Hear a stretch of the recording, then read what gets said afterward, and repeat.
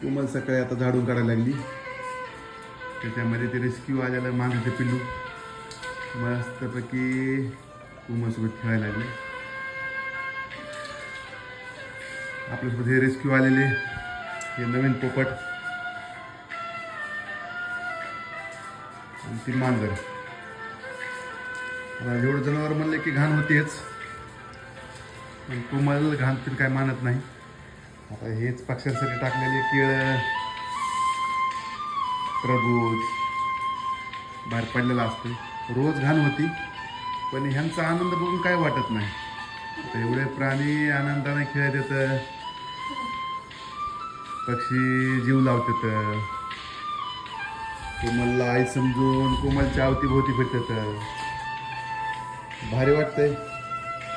कोमल झाडून काढायली, सगळे मागं पुढे करायला येतात. भारी आहे एकदम. हे दिवस खरंच अविस्मरणीय असतील. आपण ह्यांची थोडी मदत केली की हे जास्त माणसाला जीव लावतात. कुठेही असं पडलेलं असतंय तुमच्यासाठी, ते खात्यात निवांत आणि आयुष्य जगाय बघतात. पण एक आपण छोटासा जीव वाचवलेला असतंय, त्याच्यामुळं एवढा घरामध्ये एकदम आनंदाचं वातावरण भारी आहे एकदम. सारखंही मांजरीचं पिल्लू खेळायला असते. कदाचित त्या भाऊनं आपल्याकडे आणून दिलं नसतं, ते वाचलं नसतं. आता ह्याच्यासोबतचं पिल्लू एकदम पळीला दिलंय, ते बी एकदम भारी आहे झालं. आणि आई समजून आता हे पोपटं असतील, येणारे प्राणी पक्षी असतील, मस्तपैकी खेळत. रोज घरात यान एवढी होती. आता ह्याच्यामध्ये तुम्हाला दिसत असतं शेंगदाणे पडले असतील,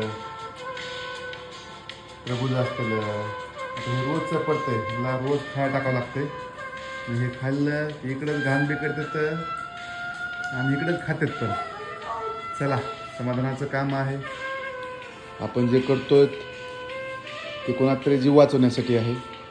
आपण असंच काम करत राहू, जीव वाचवत राहू, जेवढं आपल्याच्यानं शक्य होईल तेवढं.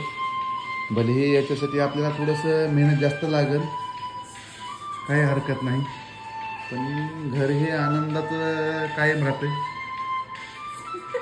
भारी वाटतंय. आता जेव्हा आपलं स्वतःचं घर होईल त्याच्यापेक्षा आपण जास्त प्राणी पक्षी कसे सांभाळणं होतील ते आपण प्रयत्न करूया. भारी आहे. तुमचं लक्षही असतंय. मी कुठं बाहेर गेलो तर तुम्ही म्हणतात की आज असं झालं तसं झालं. तेव्हा तुम्ही सगळे लक्ष देतात, त्यामुळे मनापासून धन्यवाद. असंच प्रेम राहू द्या.